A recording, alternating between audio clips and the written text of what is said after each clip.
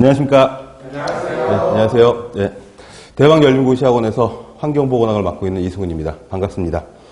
자, 환경보건학 이론 수업 오늘 첫 시간인데요. 수업에 들어가기 전에 먼저 과목에 대한 설명 조금 하고요. 그 다음에 교재에 대한 설명하고 수업이 어떻게 진행될 것인지에 대해서 간단하게 설명을 해드리고, 그리고 이제 환경보건학이 들어가는 직렬들, 환경보건학을 공부를 어떻게 해야 될지 하고, 그 다음에 최신 출제 경향 이런 것들에 대해서 간단하게 브리핑을 해드리고 수업에 들어가도록 하겠습니다.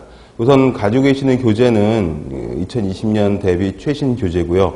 최신 교재에는 최신 기출 문제들이 다 수록이 되어 있고, 그리고 바뀐 법령들, 환경보건 쪽은 특히나 관련 법령들이 종류가 굉장히 많고 1년에도 한두 번 이상씩 개정이 되는 수가 있어서 계속 업데이트된 그런 법령들을 보시고 공부를 하셔야 됩니다. 그리고 환경부 환경직 문제 같은 경우에는 50문제나 출제가 되기 때문에 그 50문제 오지선다 중에 굉장히 많은 종류의 법령에 관한 문제들이 나오고, 법령은 더더군다나 최신 법령들이 굉장히 중요하기 때문에 업데이트된 법령, 새롭게 만들어지는 법령, 최근에는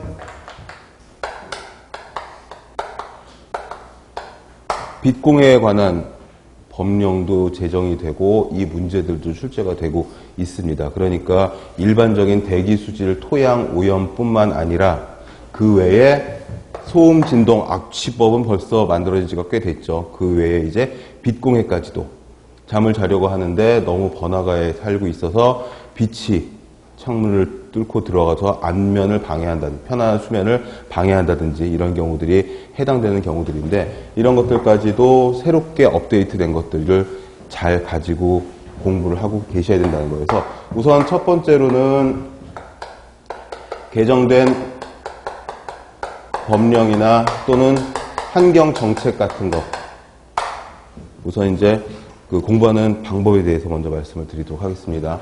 개정되는 법령은 지금 말씀드린 것처럼 새롭게 만들어지는 법령들이 꽤 있거든요. 이게 이제 예전 것도 중요하지만 뭐 수질이나 토양이라든지 대기에 관한 그런 그 수치가 나와 있는 법령도 중요하지만 새로운 법령들도 굉장히 중요하니까 이걸 잘 알고 있는지 모르고 있는지 이런 것들을 물어보는 문제가 잘 나오고, 그 다음에 이제 환경 정책들, 미세먼지 저감 대책 이런 문제들이 매년 출제가 되고 있거든요. 그러니까 최근 3, 4년을 통틀어서 미세먼지, 주로 PM 2.5에 대한 그런 문제들이 많이 대두가 되고 있다 보니까 비가 오는 날도 어떨 때는 미세먼지 농도가 굉장히 나쁜, 매우 나쁜 경우가 있거든요.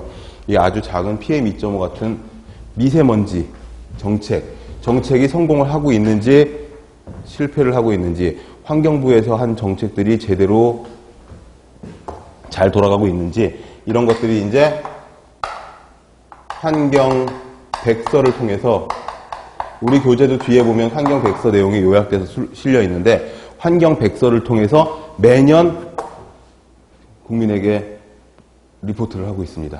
그 내용들도 나오니 이것들도 가끔 체크를 하셔야 합니다. 여러분들이 준비하시는 환경부 환경직이라든지 연구사라든지 전남보건직이라든지 아무튼 환경보건학, 환경미생학이 과목이 들어가 있는 연구사라든지 구급이라든지 각종 요 시험 문제에 있어서는 이런 내용들이 꽤 중요합니다. 특히나 환경부 환경직에서는 50문제 중에 거의 한 7, 8문제 이상이 법령과 정책 쪽 문제가 출제가 되고 있어요. 그리고 두 번째로는 이제 최신 출제 경향, 그리고 기출 문제. 여러분이 가지고 계시는 교재에는 기출 문제가 뒤에 이제 나와 있는데, 중간중간 챕터별로 나와 있는 단원별 문제들은 좀 예전 문제들도 있는 것들이 있습니다만은, 뒤에 있는 종합 문제에서는 이 최신 기출 문제들이 아주 자세하게 복원이 되어서 수록이 되어 있으니까 실제로 풀어보시면서, 풀이를 보지 않고 풀어보시면서 정말로 환경부에서 이런 문제가 나왔구나, 전남보건직에서 이런 문제가 출제가 되었었구나 하는 것들을 체크를 하시고, 연구사 문제도 올해 꽤 있었습니다. 그래서 그런 시험들을 제가 전부 체크를 해서 수업 중에 이런 부분에서 이런 문제가 나왔었고 이런 부분의 디테일한 과정까지도 알고 있어야 풀 수 있는 문제들이 나왔었다라고 말씀을 드릴 거기 때문에 수험 준비를 하시면서 출제 경향을 파악하는 것은 굉장히 중요합니다. 아시다시피 환경 쪽을 전공을 하셨건 전공하지 않으셨건 간에 범위가 굉장히 넓다는 것은 다들 아시고 계실 거고 환경 관련 법령이 볼륨이 굉장히 크다는 것도 알고 계실 것이기 때문에 이런 첫 번째, 두 번째 내용에 초점을 맞춰가지고 공부를 하시면은 도움이 꽤 되실 겁니다. 그리고 첫 번째가 되게 중요하고요. 수치 같은 것들, 새롭게 만들어지는 것들, 정책 같은 것도 중요하고, 두 번째 이제 출제 경향 이런 것들 되게 중요하고요. 그 다음에 빠질 수 없는 세 번째가 이제 기본 개념이어서 환경공학 같으면은 아예 공학 쪽 개념이어서 좀 다르지만 환경보건, 환경위생 들어가는 이 보건이나 위생 쪽이 들어가는 부분은 이 공중보건학이나 보건학이나 예방의학이나 뭐 이런 것들과 다 겹치는 부분들이 굉장히 많이 있어서 범위들이 되게 넓어서 보건, 환경, 거기다가 위생 이게 전부 다 뭐 곤충학도 들어가고 식품위생도 들어가고 감염병도 환경과 굉장히 연관이 깊지 않습니까? 이런 것들이 들어가 있기 때문에 이 과목에 대한 기본적인 개념들, 그 다음에 넓은 범위 이것들을 다 우리가 커버할 수 있는지 그 부분에 대해서 과제, 교재에 다 꼼꼼히 수록이 되어 있기 때문에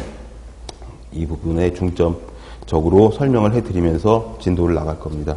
그리고 교재를 보시면 첫 번째, 두 번째 장이 보시면은 이런 식으로 이걸 삽지라고 하더라고요. 그 출판사에서는 삽지라고 해서 그 요약을 해서 들고 다니면서 외울 수 있는 그런 중요 부분들을 자를 수 있는 그런 코팅이 되어 있는 종이로 만들어 놨습니다. 보시면은 환경부 조직표가 나오는데 환경부 조직표 역시 보시면은 19년 2월 기준 이렇게 되어 있는데 시험 보시기 전에 환경부 홈페이지 들어가서 조직표를 한 번 더 체크를 하시고 시험을 보시는 것을 권합니다.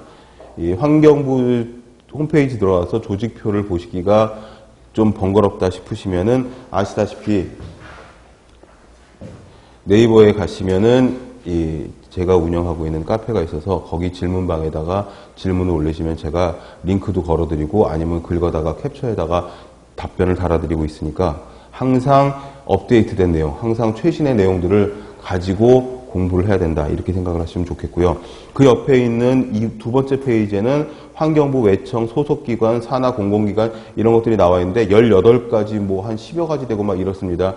이것들도 자주 나오는 파트여서 특히나 환경부 소속기관 잠깐 보시면은 화학물질안전원이 12번째인가 있고요. 그 밑에 한강홍수통제소부터 영산강 홍수통제소는 요게 또 가장 최근에 업데이트된 올해 초인가 작년 말에 업데이트된 내용이어서 요런 새롭게 추가된 내용들이 시험 문제에 나오기가 굉장히 쉽습니다.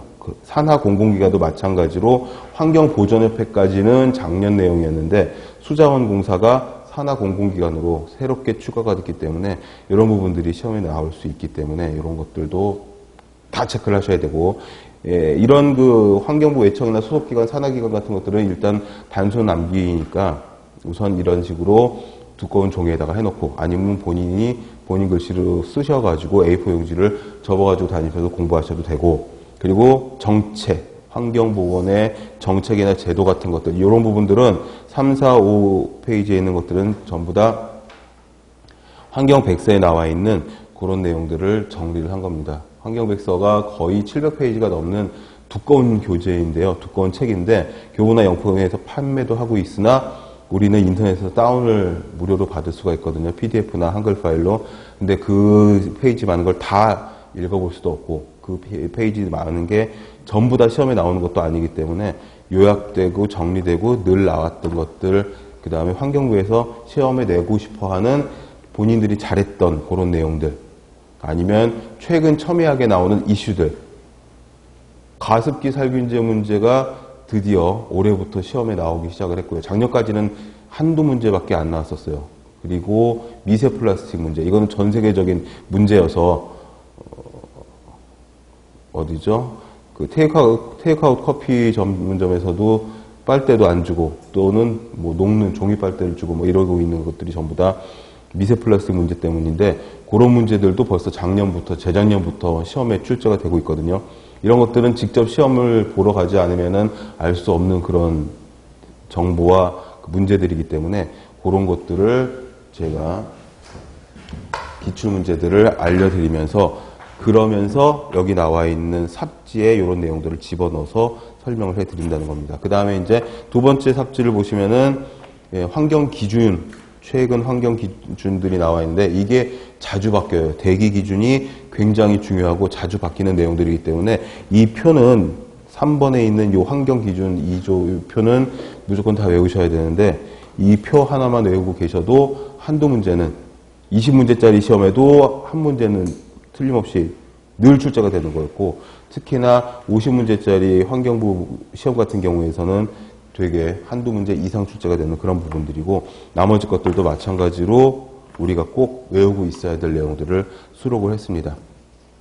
그리고 교재를 넘겨가서 보시다 보면 이제 목차 보시면은 파트가 1, 2, 3, 4파트로 나눠져 있는데 첫 번째 파트가 이론 내용입니다. 그래서 기본 개념, 기본 이론 이게 이제 환경 쪽을 전공하셨다고 하면 굉장히 쉬운 부분들이 절반 이상일 거예요. 대기 환경, 토양, 뭐 수질 이쪽은 만약에 전공자라면 이 수업이 되게 쉽게 느껴질 수도 있을 겁니다. 그러나 이 과목 하나만 제가 전문적으로 공부하고 준비하고 실제로 시험을 보면서 경향이나 정책 같은 것들이 나오는 부분들을 제가 알려드리기 때문에 그 아시는 부분이라고 하더라도 다시 한번 충분히 기본 이론을 돌다리도 두드리는 심정으로 공부를 하시고 그 외에 밑에 보시면 산업보건이라든지 소독이라든지 역학 이쪽 부분은 보건학 계통이거든요. 그래서 보건학 쪽을 공부하셨으면 이쪽이 쉽고 환경 쪽을 공부하셨으면 위에 부분이 쉽고 아래쪽이 어려울 그런 부분들이어서 제가 두 파트 다 그러니까 챕터 7까지는 환경 쪽 파트고 그 밑으로는 이제 보건 쪽 계통인데 두 부분을 두 파트를 전부 다 제가 아주 쉽게 기본적으로 연구사까지 커버하실 수 있는 수준으로 설명을 해 드립니다. 그 다음에 파트 2는 관련 자료, 법령 이런 것들인데 2018년 환경백서가 요약이 되어 있고 2019년 환경백서가 아직 발간이 안 된 걸로 알고 있어요. 이게 발간이 되면 또 바로 제가 찾아가지고 업데이트를 해가지고 핸드아웃이나 수업 중에 알려드릴 겁니다. 그리고 수업을 들으시는 모든 학생들이라면 다 아시고 계셔야 하는 저와 소통할 수 있는 이 피드백을 받을 수 있는 이 교류할 수 있는 게시판이 있습니다. 네이버에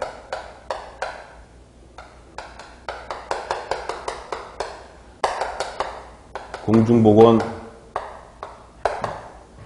환경보건 스터디라고 한글로 카페 검색을 하시면은 제 캐리커처가 간판으로 나와 있는 카페가 나옵니다. 이 카페는 가입하시면은 바로 그 활동을 하실 수가 있고 질문을 올리실 수가 있고 자료를 전부 다 열람할 수 있고 검색할 수 있고 다운받으실 수가 있는데 이런 얘기를 왜 하냐면 어마어마하게 좋은 자료들이 출처가 좋은 자료들, 믿을 만한 자료, 책임질 수 있는 자료들이 카페에 굉장히 많이 있고 공부하시다가 모르는 부분이 있으면은 공중보건이면 공중보건, 환경보건이면 환경보건 각각의 질문 게시판이 있는데 제가 일주일에 두세 번 정도씩 계속 주기적으로 들어가서 실시간으로 모니터하고 해설을 달아드려요.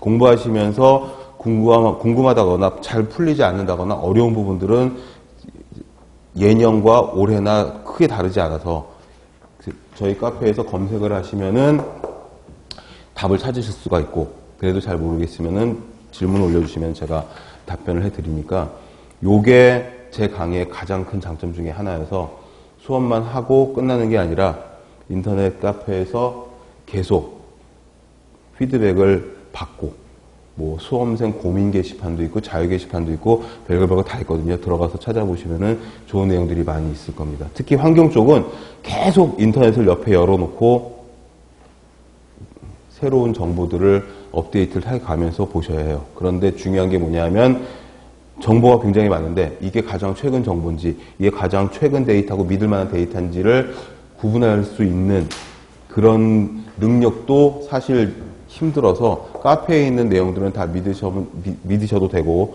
그리고 내가 검색을 했는데 이게 정말 맞는 데이터인지 최근 데이터인지 이걸로 공부를 해도 되는지 그런 부분들은 제가 알려드릴 테니까 그 부분들은 여러분들이 검색을 해서 안 나오는 부분 질문하셔도 되고, 이 데이터가 괜찮은 건지 질문을 하셔도 되고, 저는 환경부 우리가 교재를 가지고 공부하면서 믿을 만한 사이트, 가장 책임질 수 있을 만한 데이터들을 제공하는 사이트가 통계청이라든지 환경부, 기상청, 보건복지부, 식약처, WHO 이런 데 홈페이지에 있는 자료들과 데이터들을 공부해야 되거든요. 그렇기 때문에 그것도 가장 최근에 업데이트된 내용들, 그리고 참 법제처 홈페이지도 즐겨찾기를 해두시고 법을 검색을 하시면은 홈페이지가 너무너무 잘 돼 있어서 제가 아는 정부 홈페이지 중에서는 가장 잘 돼 있어서 최근에 업데이트된 법령만 골라서 볼 수도 있고, 내가 관심 있는 법령만 골라서 볼 수도 있고, 이 법이 언제 어떻게 생겨가지고 어떻게 내려왔는지 그 연역도 볼 수가 있고 되게 잘 돼 있는데 처음에는 익숙치가 않아가지고 잘 볼 수가 없으니까 그런 부분들 질문을 해주시면 제가 답변을 해드리고 넘어가도록 하겠습니다.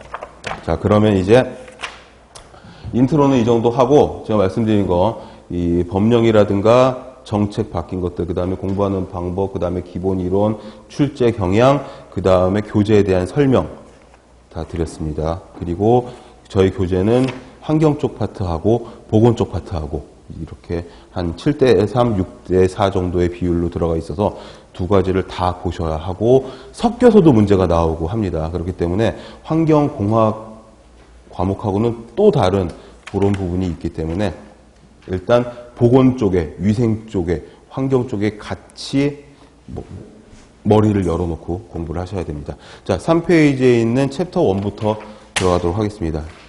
수업을 하시면서 요 수치는 꼭 외워야 돼요 라고 말씀드리는 거는 중요 표시를 하고 그 숫자를 그대로 외워야 됩니다. 숫자가 그대로 출제가 되거든요. 근데 이제 어떤 수치들은 요거는 전체적인 그런 크기, 순서 정도만 알고 있어도 돼요 하는 부분은 그렇게 표시를 하시고, 그 다음에 사람 이름이 나오면 사람 이름과 그 사람이 살았던 시대와 업적을 체크를 하셔야 되고, 그래서 외워두셔야 할 부분들이 꽤 있습니다. 아까 보셨던 표에 있는 환경 관련 표에 나와 있는 수치들, 꼭 외워야 되는 수치는 제가 설명을 해드리면 바로 이제 표시를 해가지고 중요 표시를 해서 체크를 해두시고, 그 다음에 사람의 이름 이런 것들도 꽤 중요하니까 체크를 해두셔야 하고, 그 다음에 그 기본적인 화학의 개념들, 이게 무슨 원자 번호를 외우고 이런 내용들이 아니라 화학 반응을 통해서 생길 수 있는 물질들, 화학 반응성이 좋고 나쁘고 반응을 할 수 있느냐 없느냐 아주 상식적인 선에서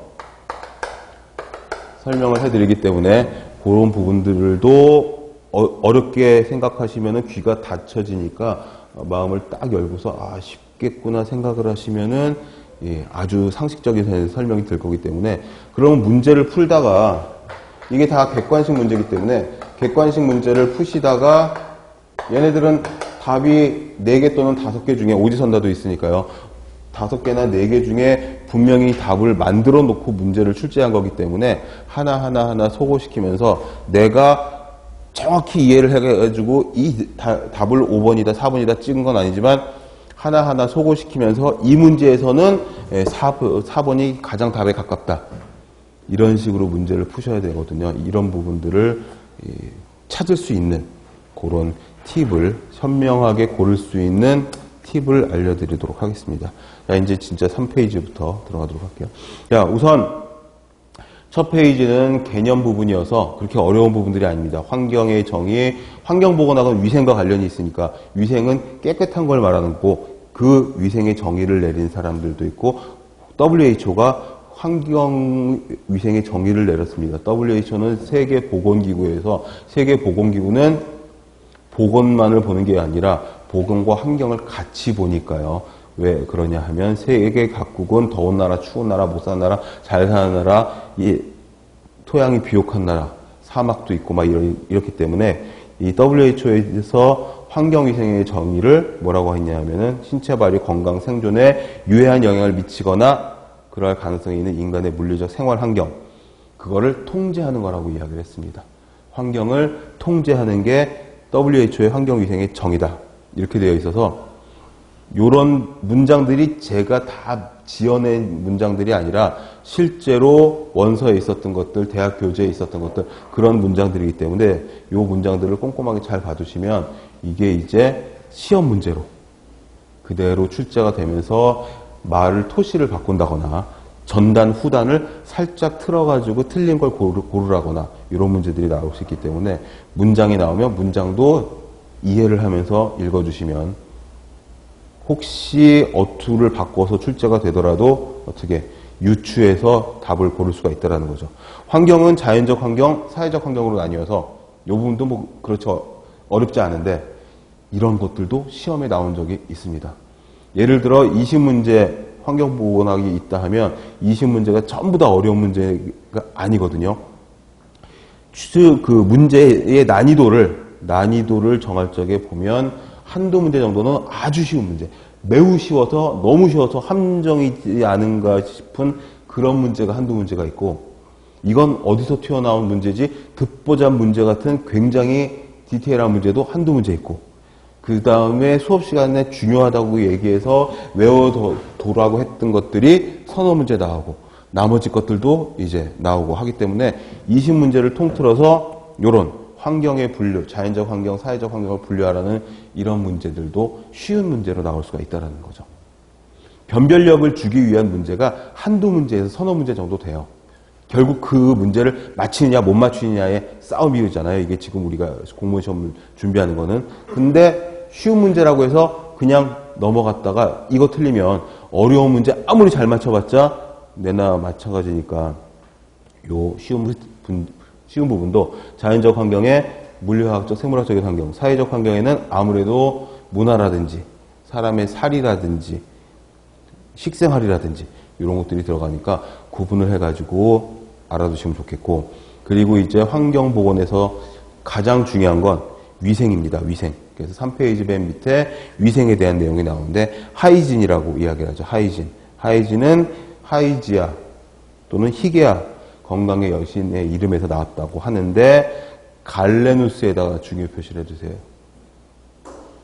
시험 문제에 자주 나왔었던 사람입니다. 로마 시대의 의학자 갈레누스 또는 갈렌스라고도 읽으니까 항상 괄호 안에 있는 원어 영문도 같이 봐두셔야지 좋습니다. 갈레누스를 갈렌스, 갈레누스, 뭐 갈레너스 뭐 여러 가지로 발음할 수가 있으니까 하고, 그 다음에 중국에서는 장자에 의해서 위생이란 말이 처음 나왔고, 한 장 넘겨보시면은 우리가 공부하는 환경위생, 환경보건, 환경오염에 대한 개념들이 나오는데 비슷비슷한 그런 개념들이 다 모여 있습니다. 환경위생은 개인보다는 공중위생으로 이야기를 한다. 공중위생. 그리고 동그라미 이번에 환경위생의 범위가 나오는데 여기도 좀 박스 또는 형광펜으로 체크를 해주세요. 작년 올해에 2문제, 3문제 정도 출제가 됐던 문제가 뭐냐면 다음 보기 중 환경위생의 범위에 속하지 않는 것은, 되게 애매한 문제 같은데 이런 문제들이 시간을 많이 끄는 문제예요. 시험을 보러 가시면 한 문제를 읽고 답을 결정해서 표기하는데 1분이 채 안 걸려서 표기를 하셔야 됩니다. 보통 한 50초 정도의 시간밖에 없어요. 그러니까 문제를 한번 읽고 보기를 읽고 이게 답이구나 체크한 다음에 OMR 카드 보고 해당하는 부분에다 마킹을 하시려면은 거의 50초가 빠듯하거든요. 그러니까 환경위생의 범위, 그 밑에 보시면 또 환경보건학의 범위, 이런 것들을 물어보는 문제가 쉽지만 까탈스러울 수 있다는 거죠. 실제로 나왔었던 문제들은 제가 수업을 하면서 수업을 통해서 문제를 또 따로 나눠드리고 풀 수 있는 시간을 갖도록 하겠습니다. 왜 따로 나눠드릴 수밖에 없냐 하면 아무리 교재를 최신 교재로 가장 업데이트해서 만들었다고 하지만 이 교재가 교재 편집해서 출간된 이후에 보는 시험들, 그 이후에 나오는 문제들은 또 어쩔 수가 없잖아요. 그래서 그런 문제들은 제가 또 따로 찾아가지고 나눠드리고 설명을 해드릴 거니까 여러분들은 아무튼 간에 시험 보기 직전까지 가장 최근의 문제와 정보들을 접할 수 있겠구나라고 생각을 하시면 되겠습니다. 우선 환경위생의 범위는 인간의 신체 발육, 건강 생존에 유해한 영향을 미친 요소 관리하는 것, 급수, 식품, 상하수, 폐기물, 환경보전, 소독, 주택위생 이런 것들이 포함되는데 더 중요한 건 환경보건의 범위여서 거기 보시면 환경오염 물질이 매체를 오염시키고 최종적으로 인간의 건강에 영향을 주고 사회적인 반응을 야기하기까지 그래가지고 보건, 환경, 위생, 커뮤니티 이런 것들에 대한 내용들이 다 들어갑니다. 그래서 환경도 들어가고 역학, 그 다음에 집합소 위생, 대기, 수질, 토양, 하수, 폐수 이쪽은 말할 것도 없고 전부 다 들어가는 범위가 굉장히 넓어가지고 환경 보건의 범위를 일단 체크를 해두시고 환경 오염에 대해서는 그 밑에 양쪽 가로 4분에 있는 내용에 대해서는 어떤 것들이 있냐면 병원성 미생물, 그 다음에 그건 생물학적 요인이죠. 그 다음에 화학적인 요인, 그 다음에 물리적인 요인.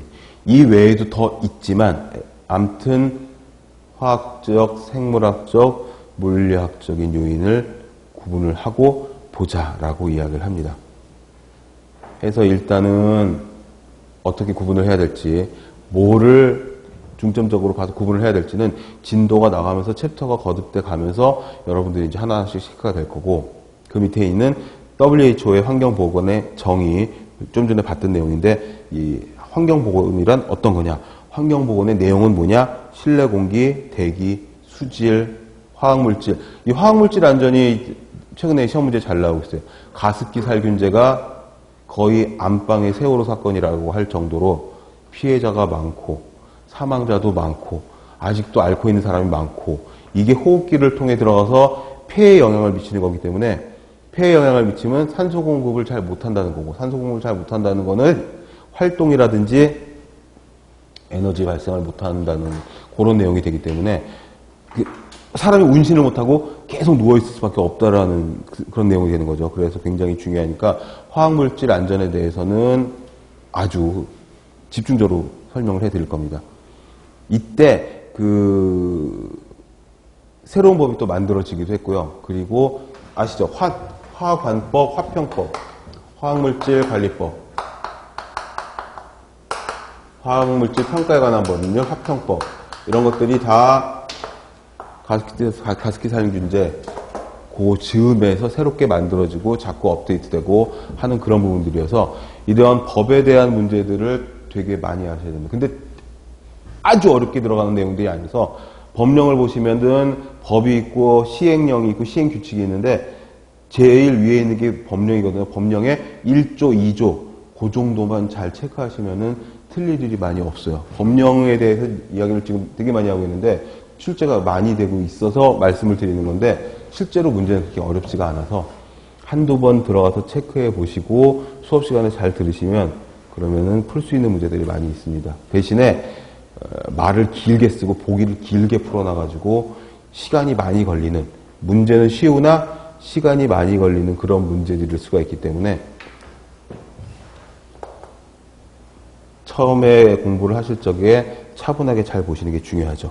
우선 그래서 화학물질 안전 같은 것들이 있고 전자기장, 전리방사선, 전자파가 환경오염의 범주에 들어가냐 안 들어가냐 오래 있었던 문제예요.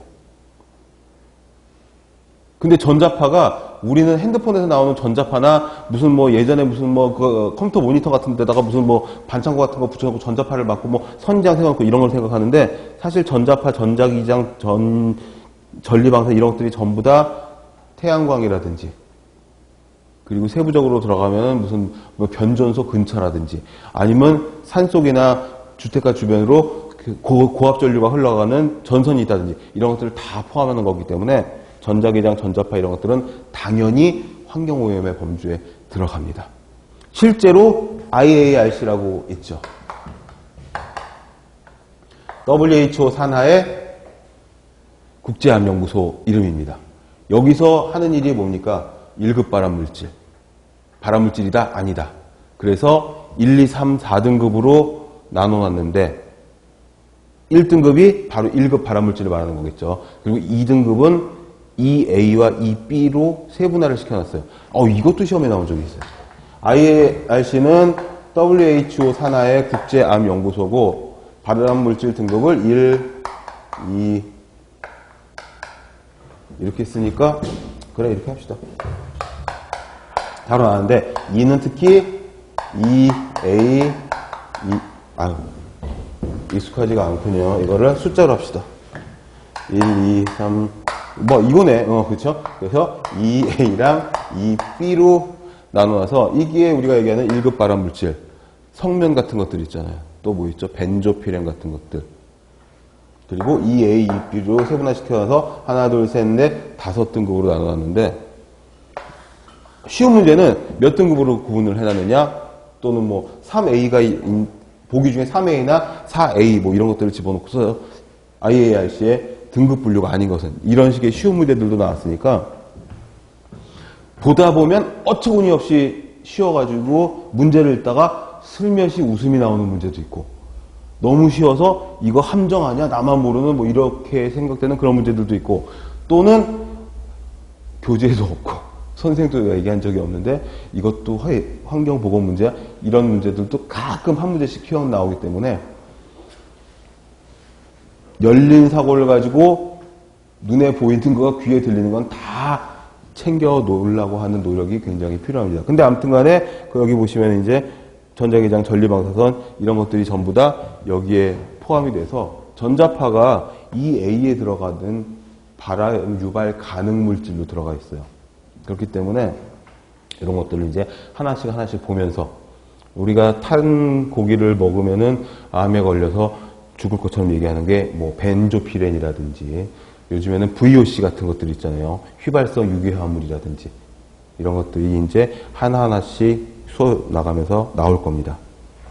특히 이제 자외선 관련해서도 유해 자외선을 많이 쪼이면은 피부에 안 좋다든지 홍반, 피부암 이런 게 걸릴 수 있다든지 그것과 관련해서 또 어떻게 오존층이 파괴가 돼서 유해 자외선을 많이 쏟아져 들어온다든지 오존층을 파괴를 막기 위한 국제협약이 뭐가 있는지 오존층을 파괴시키는 물질은 뭐가 있는지 이런 것들을 하나하나씩 이제 쭉 진도 나가면서 보시다 보시면 시험 문제, 20문제나 50문제 중에서 80, 90% 이상은 이런 문제구나 아실 수가 있을 겁니다. 그 다음에 이제 직업보건, 이건 산업보건이라고도 하죠. 산업 현장, 내가 하루 중에 가장 많은 시간을 할애해서 활동하고 있는, 생활하고 있는 작업장, 현장에서 내가 노출될 수 있는 유해물질.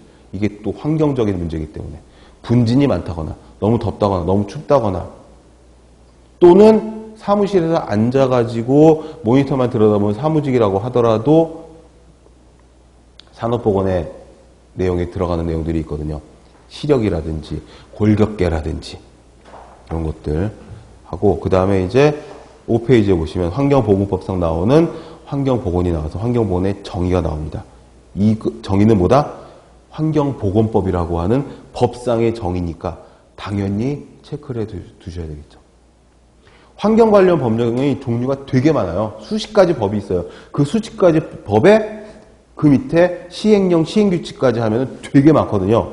근데 가장 기본이 되는 게 이제 환경보건법 있고 되게 많아요. 아까 말씀드린 빛공해 방지법도 있고 소음 진동관리법도 있고 대기환경보존법도 있고 수지를 통합해서 보는 물환경보존법도 있고 아시다시피 되게 많은 법들이 있는데 가장 기본적인 일단 환경보건법상의 환경보건의 정의는 뭐냐? 환경정책법, 유해화학물질관리법 여기서 건강과 생태계에 환경에 미치는 영향을 조사, 평가, 예방, 관리하는 것. 좋은 말이고 얼핏 봐가지고 당연한 얘기가 그러는데 이게 이제 문제로 나온다면 다음 보기 중 환경보건법상 환경보건의 정의로 가장 올바른 것은 해놓고 요 문장 하나 집어넣고 다른 환경 관련 법령의 정의들을 번호 붙여가지고 쭉 집어넣으면 일순 헷갈릴 수 있다는 거죠. 그래서 어떤 법의 정의는 뭐고 어떤 법의 정의는 뭐고 이런 것들을 하나하나씩 체크하셔야 되는데 일단 환경보건법상의 환경보건의 정의는 환경정책과 화학물질관리법, 여기서 사람과 화학물질이 건강과 생태계에 미치는 영향을 조사, 평가, 예방, 관리하는 거 이렇게 보시면 되겠고 환경보건의 내용이 계속 나옵니다. 자연환경, 그 다음에 환경적 요인이 건강에 어떤 영향을 끼치는지 몰랐잖아요. 가습기 살균제가 있는데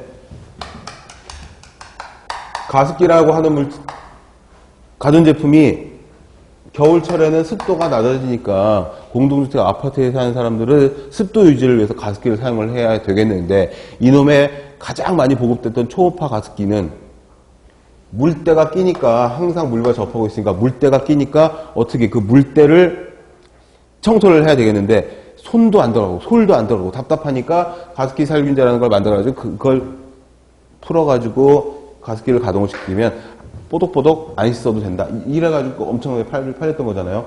그랬는데 이게 가습기의 특성은 어떻게 액체가 기화돼가지고 공기 중에 퍼지고 그 기화된 물방울 눈에 보이지 않는 작은 수증기 중에 가습기 살균제 물질이 들어가서 근데 이게 인체에 해로운 카페트를 살균 소독하는 그런 공업용 약재였기 때문에 그게 어떻게 폐로 들어가게 된 거죠. 폐로 들어가면은 폐라고 하는 거는 여러분들 아시다시피 허파 꽈리로 돼 있고 꽈리 모양으로 돼 있는 그 허파는 면적을 크게 하기 위해서 꽈리처럼 만들어 놓은 거잖아요.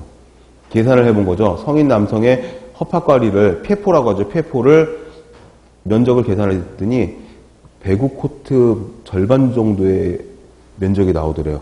왜 그렇게 표면적을 크게 만들어 놓은 거예요? 이산화탄소와 산소의 교환을 활발하게 하기 위해서. 방열체, 발열체, 라디에이터 같은 것들이 이렇게 핀 타입이나 아니면 이게 지그재그로 막 이렇게 되어 있는 건 전부 다 발열이나 아니면 보온 같은 것들을 잘하려고 표면적을 크게 해놓은 거잖아요. 그런 간단한 기전들, 화학이라고 할 수도 없는 가장 기본적인 기전을 이해를 하면은 문제를 풀 때 도움이 되는 것들이 되게 많이 있다는 거죠. 그걸 얘기하는 겁니다. 환경적 요인이 있어. 그 환경적 요인이 뭐냐면 여름철에는 습하고 더워. 습하고 더울 때 걸릴 수 있는 환경성 질환이 뭐냐 하면 수인성 감염병 같은 것들. 왜 그러냐면 춥고 건조할 때는 세균이나 바이러스 같은 것들이 특히 세균이나 곰팡이 같은 것들이 많이 득세를 못 하는데 덥고 습하고 이럴 적에는 세균이 많이 득세를 하고 식품 같은 것들은 금세 상해가지고 식물 같은 것들을 일으킬 수가 있기 때문에 그런 것들도 결국 환경의 변화에 따른 질병의 발생과 다르지 않다는 거죠. 그러니까 그런 간단한 기전, 메커니즘 이런 것들을 잘 체크하면 좋겠다라는 거. 그 다음에 그런 위험 요인들을 극복하려고 하는 행동 변화. 습도를 유지를 한다든지 보온을 한다든지 예를 들어서 내가 일하는 작업장이 고온의 작업장이라고 하면 그 고온에 견딜 수 있게 보호장구를 잘 착용한다든지 먼지가 많이 나는 이거는 뭐 당연한 얘기지만 예를 들어서 시끄럽다 이거지. 소음이 많이 나는 작업장이다. 그러면 귀마개를 한다든지 아니면 충분한 휴식을 취하면서 일한다든지 진동이 있는 작업장이야. 그게 국소진동도 있지만 요즘엔 전신진동도 있어요.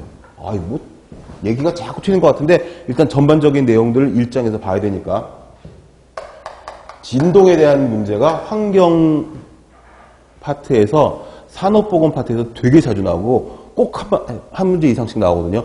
50문제짜리건 20문제짜리건 사지선다건 오지선다건. 근데 주로 나왔던 건 북소 진동에 대한 문제가 늘 나왔어요. 아시죠? 레이너드 신드롬, 레이너드 페노메논, 레이노병. 레이노병이라고 하는 국소 진동으로 인해서 생길 수 있는 질병. 전동드릴이라든지 굴착기라든지 이런 그 전동 공구를 사용을 하면은 국소 부위에 손목이라든지 손이라든지 이런데 주로 손이겠죠. 손으로 잡고서 일을 하니까 이쪽에 혈액순환이 잘 안 되고 혈액순환이 잘 안 되니까 손이 하얗게 되고 피가 안 통하니까 그러니까 손이 하얗게 되고 하얗게 되다가 까맣게 돼서 괴사가 돼서 그래서 화이트 핸드, 블랙 핸드 뭐 이런 식의 이름으로 부르는데 나중에 심해지면은 절단을 해야 되는 경우들도 있거든요. 이런 문제가 되게 자주 나왔어요. 근데 작년 올해에는 뭐가 나왔냐면 전신진동.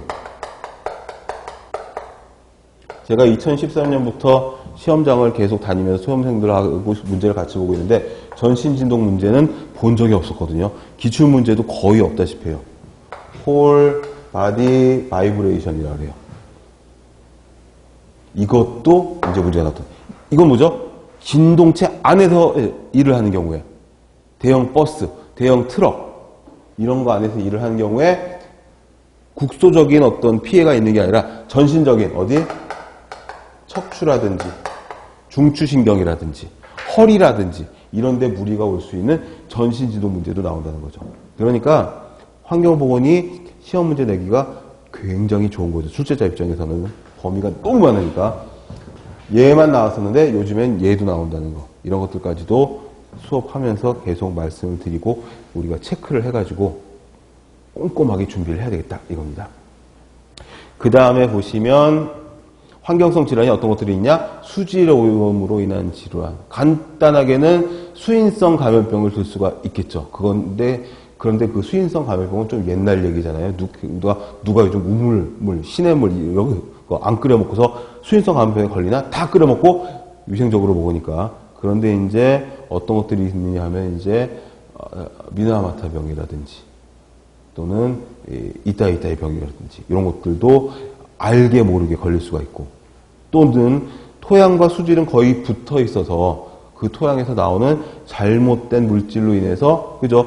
불소 같은 것들이 수질로 많이 잘못 들어와서 최근에 있었어요. 최근이라고 하지만 2006년 얘기인데 다 엊그제 같은 얘기인데 실제로 뉴스에 막 나왔었거든요. 강릉 인근 지역에 사는 주민들이 상수원이 오염이 됐는지 불소에 의한 오염이 돼가지고 이 불소는 치아를 튼튼하게 해주는 물질인데 너무 많이 들어가면은 치아가 오히려 약해지죠. 반상치 또는 반점치라고 하는 치아에 착색이 되는 그런 증상이 생기는데 실제로 국내에 있었어요. 그래가지고 이런 것들도 수질오염으로 인한 질환, 환경성 질환 이런 것들로 볼 수가 있겠죠. 또 유해화학 물질로 인한 중독증, 신경계 생식계 질환 이거는 뭐 폐기물이나 이쪽 관련해서는 전부 다가 될 수 있겠죠. 쓰레기 소각장에서 쓰레기 매립장에서 그 주변에 사는 사람들이 피해를 볼 수가 있다는 거죠. 아무리 안전하게 한다고 하더라도 환경은 어떻게 오염물질, 유해물질과 사람, 숙주를 연결해주는 그런 다리가 되니까 그래가지고 많습니다. 신경계 생식기 질환 딱 하면 뭐가 생각나요? 이거는 환경 호르몬이죠. 환경 호르몬. 쓰레기 소각장에서 다이옥신, 그 다음에 살충제, 제초제 성분 이런 것들, 또 이런 것들, 뭐 가습기 살균제. 우리가 과거에는 없었기 때문에 몰랐었죠. 근데 DDT만 하더라도 벌써 사용금지가 된 지가 40년이 넘어갔는데 DDT는 신이 주신 살충제여서 처음에 나왔을 때는 전 세계적으로 가장 많이 쓰이는 살충제였죠. 벌레를 잡는 데 DDT만 하는 게 없거든. 근데 그 DDT의 구조를 살짝 바꾼 이성질체 같은 것들이 어떻게 제초제. 그래가지고 에이전트 오렌지, 에이전트 블루. 원란조 고엽제 성분이 DDT 성분이 들어간 그런 성분들. 너무나 훌륭한 성분이어서 환경 속에서 잔류성이 너무 뛰어난 거죠. 40년이 지났는데도 아직도 환경에 잔류하고 있는 그런 물질들. 그러니 신경계 생식계 질환 이런 것들을 일으킬 수도 있고. 그리고 최근에 또 문제가 많이 나오는 것들은 PCB 있죠. PCB.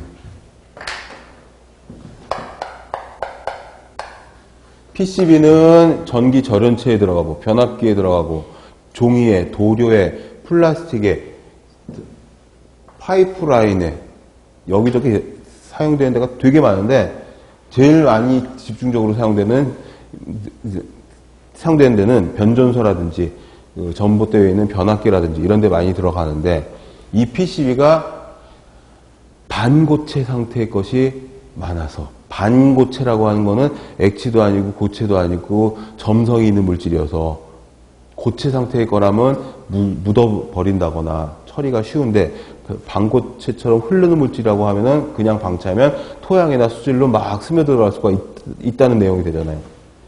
이게 따로 법령 폐기물 관련법에 PCB 관리법을 따로 만들어서 관리를 할 만큼 아주 핫하고 아주 중요한 이슈가 되고 있는 그런 것들입니다. 성면은 뭐 말할 것도 없고요. 동그라미 3번에 보시면 성면이 있는데 성면은 지금 뭐 서울이나 대도시의 건물이나 지하도나 이런 데서는 거의 99.9% 다 제거가 된 걸로 알려져 있으나 이 성면으로 인한 폐질환도 잠복기가 꽤 있고 뭐 9년, 10년 만에 나타나는 사람들도 있다고 하니까 아직 그걸 갖고 있는 사람들도 있을 거고 조금만 대도시 근교로 나가면은 축사라든지 헛간이라든지 창고라든지 아니면 옛날에 지어놓은 농가 지붕은 슬레이트 지붕으로 되어 있는 데들이 굉장히 많아요. 그거 전부 다 성면 압축시킨 거거든요.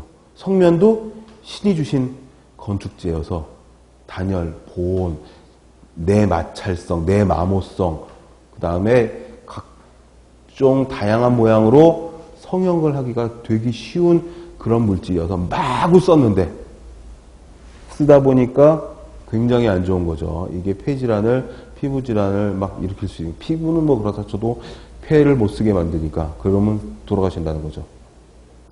그래가지고 아직도 성면은 중요한 주제, 그 다음에 환경오염 사고, 불산이 누출돼서 5년 전인가 6년 전쯤에 구미공단 쪽에서 불산이 누출해 5명이 사망을 하고 매년 HF죠. 불화수소인데 이거를 방송에선 불산이라고 하더라고. 아무튼 이게 누출돼가지고 사망하는 사고들.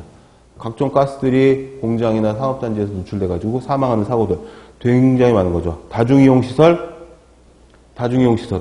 우리 학원도 다중이용시설에 들어가고 PC방도 들어가고 컴퓨터 게임장 뭐 이런 식으로 법령에 있는 명칭이 들어갑니다.